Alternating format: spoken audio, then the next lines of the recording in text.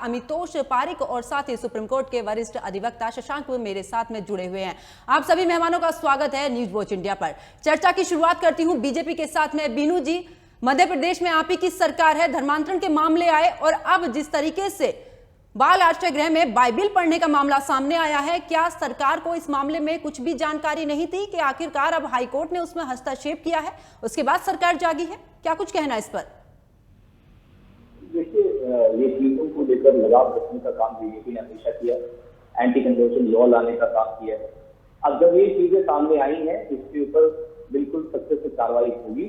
तो ये देखिए, ये जो है एक ऑर्गेनाइज प्रोपेगेंडा जो है एवर सिंस इंडिपेंडेंस चल रहा है हमारे देश में। मदर टेरेसा को जो है एक बड़ा ही सेंटली फिगर मदर बना दिया जाता है, सेंट फिगर दिया जाता है, जबकि देश के ऐसे लोग जिन्होंने बिल्कुल भी एक सेल्फलेसनेस के साथ जिसने देश के लिए काम किया, आज उनको सेंटली उपाधि नहीं है। जबकि मिशनरी ऑफ चैरिटी ने हमेशा कन्वर्जन किया और कन्वर्जन का ही काम किया। मैं आपको पूछता हूं, अगर मैं किसी की सेवा करना चाहता हूं तो क्या मैं उसको अपने धर्म में लाकर भी उसकी सेवा कर सकता हूं? ये मिशनरीज जो है सेवा के नाम पर धर्म परिवर्तन करते हैं। ये मध्य प्रदेश में एक और मामला आया था, आपको याद होगा, वहां पे बिशप है अजय, इन्होंने जो है एक दलित परिवार को जो है झांसा देकर इन्होंने क्रिश्चियनिटी में कन्वर्ट किया, 20-20 हजार रुपए दिए। उसके बाद जो है जब वो चर्च नहीं गए, उनके ऊपर पेनल्टी लगा दी थी, आपको 4 गुना वापस करना पड़ेगा, और उनके साथ प्रताड़न करने लगे, शोषण करने लगे। तो ये कैसा सिस्टम है, आप मुझे बताएं। अगर मैं किसी की सेवा करता, और मैं आपको एक बात बता दूं कि क्रिश्चियन मिशनरी जो है भ्रमित करते हैं, लोग लालच और थ्रेट, ये तीनों हथकंडे अपनाते हैं। लोग लालच ऐसे देते हैं पैसे का, और दूसरे जो तरीके अपनाते हैं ये इनको भ्रमित करते हैं कि भाई आप हमारे धर्म में आते हैं तो ऐसा कोई भेदभाव नहीं है। जबकि इनके अंदर 3 मेन फिरके हैं, उसके अलावा जो है 200 से ऊपर डिनोमिनेशन अकेले यूएस में है, और पूरे वर्ल्ड में क्रिश्चियनिटी के 45,000 डिनोमिनेशन है। और मैं आपको बता दूं कि क्रिश्चियनिटी में क्या है, एक मान्यता को है, एक डिनोमिनेशन का व्यक्ति जो दूसरे डिनोमिनेशन के चर्च तक नहीं जा सकता है। इन चीजों को छुपाया रखा जाता है और उनको बताया जाता है कि क्रिश्चियनिटी एक बड़ा फ्री रिलीजन है। और हिंदुइज्म के लेकर ये सिर्फ हिंदुइज्म के खिलाफ प्रोपेगेंडा ही नहीं करते हैं, हमारी देवी देवताओं को भी बड़े ही डिम लाइट में ये लेकिन बीनू जी शिकायत करने से, बीनू जी ठीक है, शिकायत करने से, चीजें उजागर करने से नहीं, जब तक सरकार इस पर शिकंजा नहीं कसेगी तो आखिरकार ऐसे मामले तो बढ़ते रहेंगे ना। इसको लेकर ठोस कदम तो उठाना ही होगा। पंकज जी सख्त से सख्त कार्रवाई जो है हमारी सरकार करती है ऐसी कार्रवाई, ऐसी चीजों पर, और सख्त से सख्त कार्रवाई इस पर भी होगा।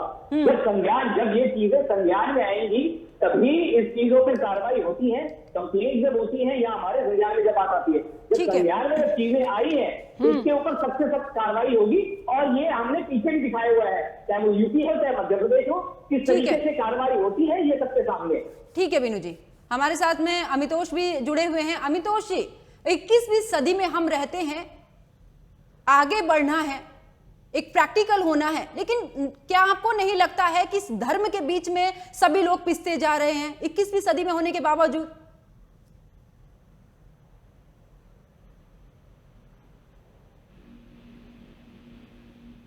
अमितोष जी, मेरी आवाज आप तक पहुंच पा रही है?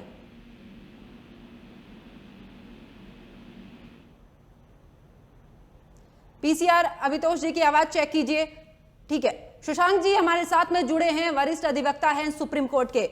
शशांक जी, जिस तरीके से मध्य प्रदेश हाईकोर्ट ने जो ये अब फैसला लिया है, उसके बाद सरकार को भी उसने निर्देश दिया है कि जो बाल गृह हैं आश्रित, उनमें बच्चों को बाइबिल पढ़ाना आखिरकार कौन से नियम के तहत आता है? क्योंकि किसी भी शिक्षा संस्थान में ये तो नहीं लागू होता कि आप किसी भी धर्म को लेकर उसका प्रचार कर सके या बच्चों को बाधित कर सके। मेरी आवाज आ रही है? हाँ बिल्कुल शशांक जी, आपकी आवाज आ पा रही है। देखिए, ये पूरी तरह गलत है, असंवैधानिक है, गैर कानूनी है।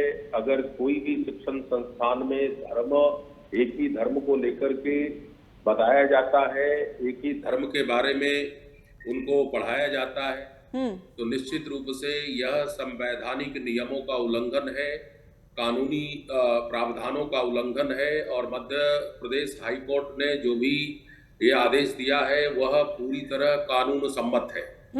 मैं आपको बताना चाहूंगा कि हमारे प्रियम्बल में लिखा गया है, we the people of India have solemnly resolved to constitute India into sovereign, socialist and secular democratic republic।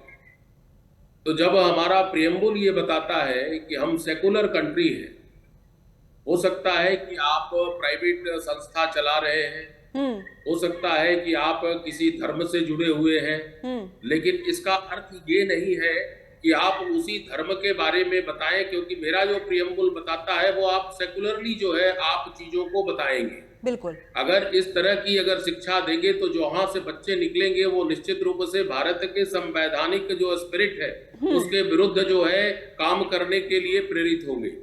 तो यह मध्य प्रदेश हाईकोर्ट का संवैधानिक उत्तरदायित्व था कि अगर संविधान का उल्लंघन हो रहा है तो उस संविधान के उल्लंघन करने वालों के खिलाफ एक्शन किया जाए। तो मध्य प्रदेश हाईकोर्ट ने जो भी निर्णय दिया है वो पूरी तरह से कानून सम्मत है।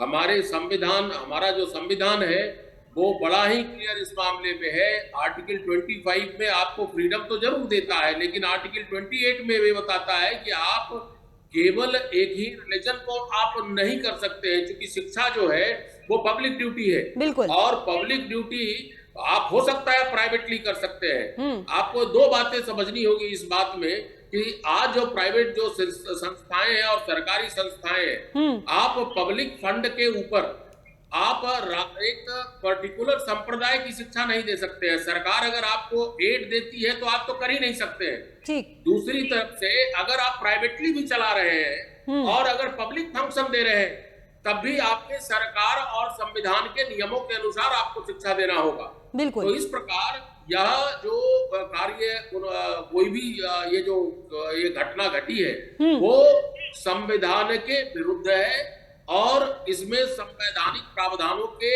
तहत उनको सजा दी जानी चाहिए। ठीक है। और यह हाईकोर्ट का जो निर्णय है वो अच्छा निर्णय है। अगर बिल्कुल। संविधान का उल्लंघन होता है तो शशांक जी जो है हाईकोर्ट जो है उसको प्रोटेक्ट करेगी। ठीक है शशांक जी, इसमें जो जिक्र किया गया है, हाईकोर्ट ने धारा 53 का जिक्र किया है, आखिरकार ये धारा 53 है क्या और किस तरीके से इसके अनुसार शैक्षणिक जो संस्थाएं हैं वो चलेंगी, क्या वो चलती रहेंगी?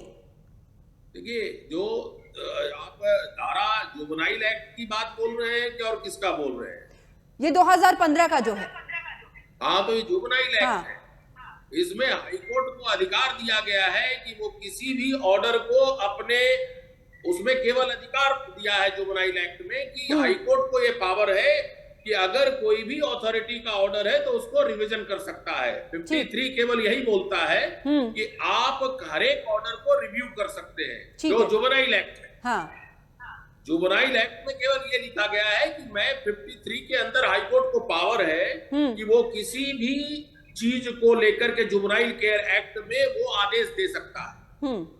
अगर वहां पर कोई फंक्शन गलत हो रहा है, चाहे किसी भी तरह का चीज हो रहा है, हाँ। तो हाईकोर्ट को यह कानूनी पावर है कि हाईकोर्ट उसमें दखल दे सकती है। बिल्कुल। शशांक जी, जिस तरीके से इस धारा का जो इस्तेमाल किया जा रहा है, इसमें कहीं भी ये लिखा हुआ नहीं है कि आप धर्म को लेकर शिक्षा देंगे। आप मदद कर सकते हैं अपनी तरफ से, सरकार की तरफ से, लेकिन एक धर्म पर ये शिक्षा नहीं चलनी है, ये भी उसमें जिक्र किया गया है। जरा इस पर विस्तार पूर्वक। नहीं, मैं आपको ये बताना चाहूंगा कि जब हाईकोर्ट को कोई भी पावर मिलता है तो नेचुरली संविधान के दायरे में अगर कोई काम हो रही है तो नेचुरली हाईकोर्ट जो है उसमें दखल नहीं देती है। अगर गैर संवैधानिक हो जाता है तो हाईकोर्ट जो है वॉचडॉग ऑफ कॉन्स्टिट्यूशन और वॉचडॉग ऑफ द कॉन्स्टिट्यूशन होने के नाते अगर संविधान के प्रावधानों का उल्लंघन होता है, चाहे कोई भी जगह हो, क्योंकि जो high court, Madhya Pradesh high court state का कॉन्स्टिट्यूशनल गार्जियन होता है, तो कॉन्स्टिट्यूशनल गार्जियन होने के नाते यह हाईकोर्ट का कॉन्स्टिट्यूशनल उत्तरदायित्व है कि अगर कॉन्स्टिट्यूशन के प्रावधानों का उल्लंघन होता है तो हाईकोर्ट उसका कॉग्निजेंस ले।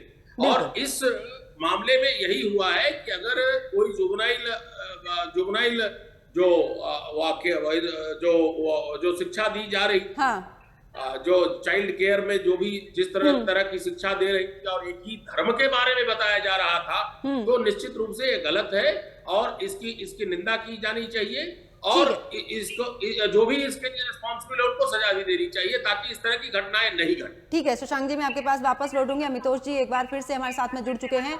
अमितोष जी, 21वीं शताब्दी में हम रहते हैं, आधुनिकता में हमें जीना है, प्रैक्टिकली हमें होना है, लेकिन ऐसा नहीं लगता कि धर्म खेला जा रहा है। इस धर्म से क्या हम बाहर निकलेंगे?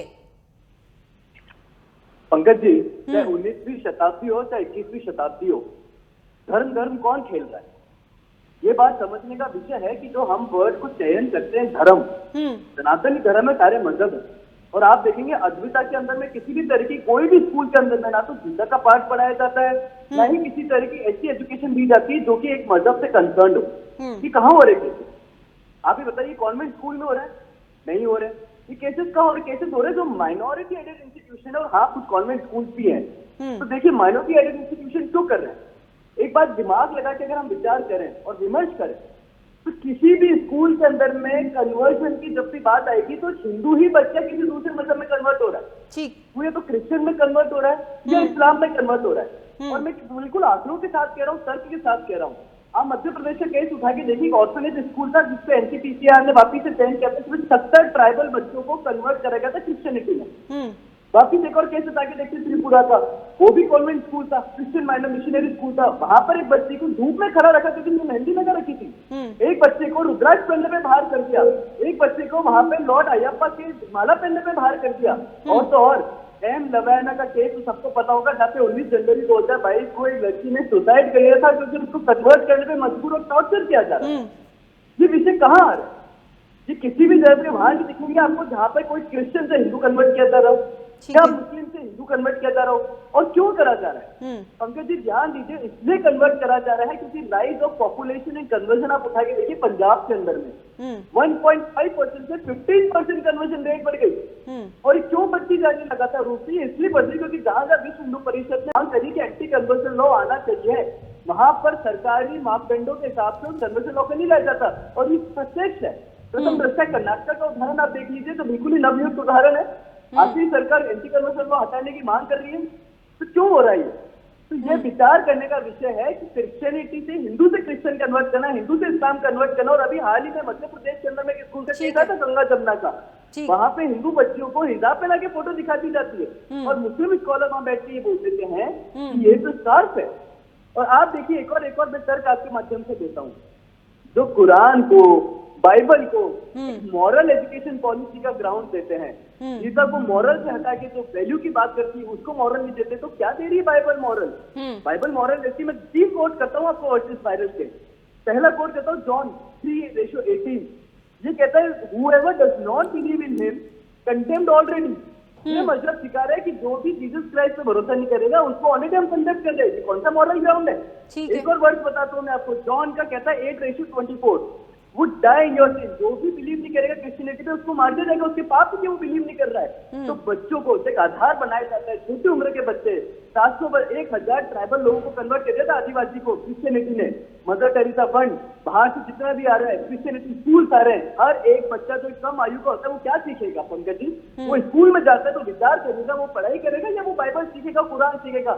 लेकिन अगर मैं विषय सवाल तो अमितोष जी, सवाल तो यही है कि किसी भी शैक्षणिक संस्था में इस तरीके के धर्म को लेकर प्रोपेगेंडा नहीं चलना चाहिए।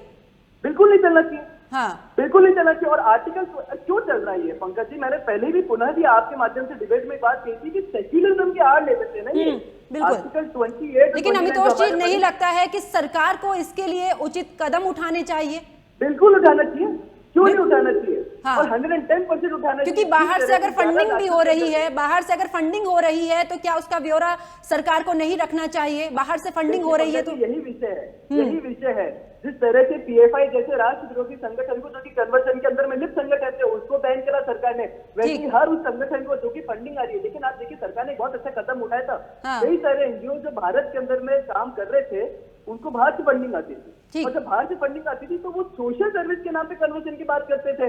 मदर टेरेसा फाउंडेशन एक बहुत बड़ा उदाहरण है उसका। उनको बैन करा गया और उनको चयनित किया गया। जो हमारे यहाँ की minister women and child development के मंत्री साहब थे, उन्होंने उसको चयनित करके बैन करा गया। लेकिन अगर आज मध्य प्रदेश में ऐसे केसेस उठ रहे हैं, निरंतर रूप से उठ रहे हैं, ठीक है, हिजाब के केस देख लीजिए, बिल्कुल। बाइबल का केस, अमितोष जी जितने भी मामले सामने आ रहे हैं धर्मांतरण को लेकर, उस पर सख्ती से पेश आना चाहिए सरकार को। पंकज जी यही तो हम मांग कर रहे हैं। बिल्कुल, हाँ बीनू जी, बिल्कुल अमितोष जी, मैं आपके पास वापस लौटूंगी। बीनू जी, आपको क्यों नहीं लगता है कि क्या जिस तरीके से माइनॉरिटी के हिसाब से चल रही हैं शैक्षणिक संस्थाएं, क्या उन पर लगाम नहीं लगनी चाहिए? क्योंकि शैक्षणिक संस्थाएं हमारे बच्चों को बेहतर शिक्षा के लिए है, ना कि बेहतर धर्म के बारे में बताने के लिए कि कौन सा धर्म अच्छा है, कौन सा धर्म बेकार है। इस पर ना चर्चा होकर कम से कम या तो सरकार को यह होना चाहिए कि जो पैटर्न है, क्योंकि जिस तरीके से बोर्ड की बात आती है, जो राज्य सरकार के बोर्ड है उनका पैटर्न बदलना चाहिए ताकि ऐसी जगह पर बच्चे ना जा पाए। देखिए, मैं सबसे पहले, जैसे हमारे भाई ने बोला, बिल्कुल सही बोला और बिल्कुल सटीक चीजें हैं जो हमारे भाई ने बोला और हमारे काबिल अधिवक्ता जो है इन्होंने बोला। देखिए, मैं सरकार की आपको बताता हूँ, सरकार ने 6000 ऐसे एनजीओ के FCRA लाइसेंस कैंसिल किए। और जहां तक सरकार की कार्रवाई या सरकार के कानून बनाने की बात है, सेक्शन 5 ऑफ MPFRA 2001 ये प्रोहिबिट करती है अनलॉफुल कन्वर्जन एक रिलीजियस दूसरे चाहे एल्यूर करके हो, चाहे शादी का वादा करके हो, चाहे कोई झांसा देकर हो, चाहे कोई लालच देकर हो, इन सबको प्रतिबद्ध करती है। ये जो कानून जो है 2021 का कानून है।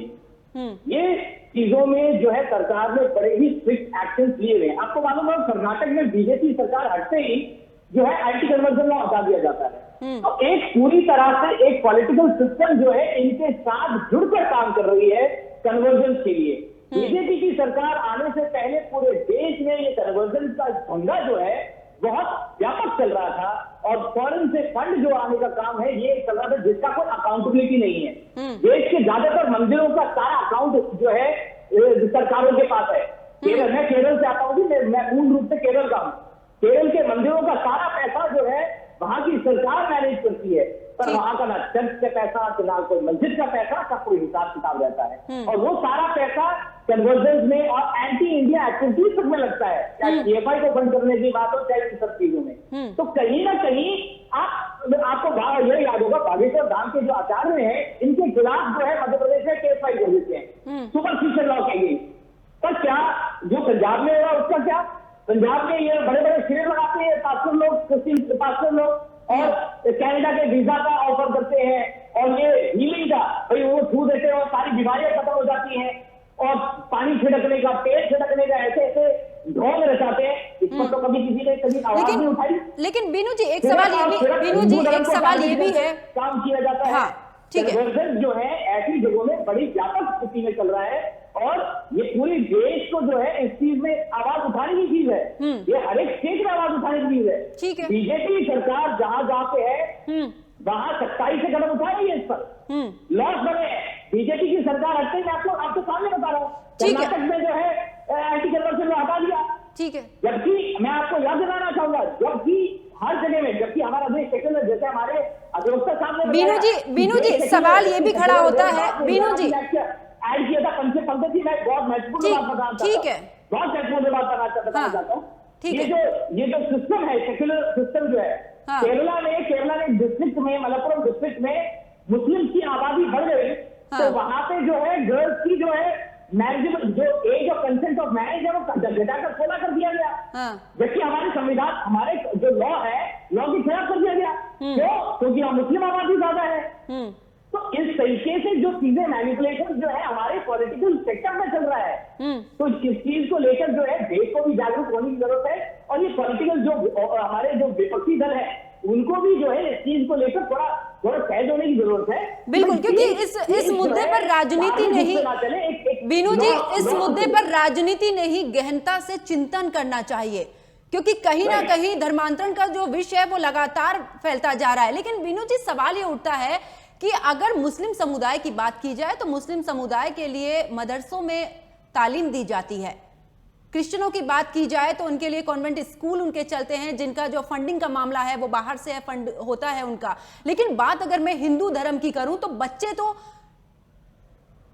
अगर बात करें मदरसों में नहीं जाते हैं, लेकिन कॉन्वेंट स्कूल में तो जाते हैं, वहां पर तो उनको इस तरीके से शिक्षा मिलती है। जहां पर अभी जिस तरीके से मामला सामने आया कि बाइबल पढ़ाने के लिए, हमने अक्सर स्कूलों में देखा है कि उन्हें प्रेयर करने के लिए बाध्य किया जाता है, उन्हें खाने से पहले प्रेयर करनी होती है, उन्हें खाना खाने के बाद प्रेयर करनी होती है। तो कहीं ना कहीं उन बच्चों की जो मानसिकता है वो हिंदू धर्म से भटक रही है।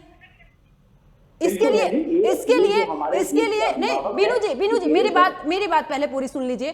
क्या इसके लिए जिस तरीके से हमारे जो राज्य के बोर्ड हैं, क्या वहां पर पैटर्न बदलना नहीं चाहिए? क्योंकि पेरेंट्स का एक जो, अगर मैं रुझान की बात करूं तो रुझान है वो इंग्लिश मीडियम की तरफ ज्यादा जाते हैं। तो क्या हमें अपना माध्यम नहीं बदलना चाहिए, पैटर्न बदले, ताकि बच्चे जो हैं वो सरकारी स्कूलों की तरफ जाएं, वो सही से तालीम ले पाए, जहां पर धर्म को लेकर नहीं, एक बेहतर शिक्षा के लिए कदम उठाना चाहिए सरकार को? बिल्कुल, देखिए हमारे देश में भेड़चाल बहुत है। इनको एक देखिए, मैं आपको मैंने जैसे बताया, पिछले 75 सालों में एक माइंडसेट जो है तैयार किया गया, दैट हम हिंदुइज्म, हम टीका लगाने वाले बड़े पिछड़े हुए हैं। जबकि सदियों से जो है हिंदुइज्म एक एडवांस रिलीजन है। चाहे सुश्रुत से लेकर आर्यभट्ट तक देखें, चाहे एस्ट्रोनॉमी हो, वी वर द पायनियर्स, चाहे आप सर्जरी देखें, वी वर द पायनियर्स, अगर मेडिसिन देखें, वी वर द पायनियर्स। पर हमें आज तक यही सिखाया गया, एक माइंडसेट जनरेट किया गया कि हिंदुइज्म है बड़ा पिछड़ा रिलीजन है, एक टीका लगाने वाला व्यक्ति एक पिछड़ा हुआ, एक कम समझ वाला व्यक्ति है। ये एक ऑर्गेनाइज्ड वे में सिखाया गया। मैं ऐसे ही एक कॉन्क्लेव में मैंने एक बड़े ही नामी ग्रामी प्रोफेसर से सवाल उठाया था कि भाई आप जो है जजिया का पाठ, जजिया जो लिया जाता था, इसका पाठ हमारे सामाजिक विज्ञान में क्यों नहीं कराया जाता बच्चों को? तो हमें जवाब दिया गया कि भाई आप हिंदू मुस्लिम समाज को बिगाड़ने की बात करते हैं। तो ये एक अंधेरा, एक डार्क पाथ है जिसको आप जीवित रखना चाहते हैं। लेकिन बिनू जी, मैंने उनसे सवाल पूछा कि 5वीं क्लास के सामाजिक विज्ञान में हिंदुइज्म को बांटकर आप पढ़ाते हैं और भेदभाव को, मंदिरों को लेकर भेदभाव को पढ़ाया जाता है, तो ये क्यों पढ़ाते हैं आप? ताकि हिंदू बटा रहे हैं। तो ये एक ऑर्गेनाइज्ड नीति के तहत जो है हम लोगों को बांटने का और मिशनरी की और रुझान बढ़ाने का, ठीक है बीनू जी, सीधा सा जवाब, क्योंकि समय बहुत कम है।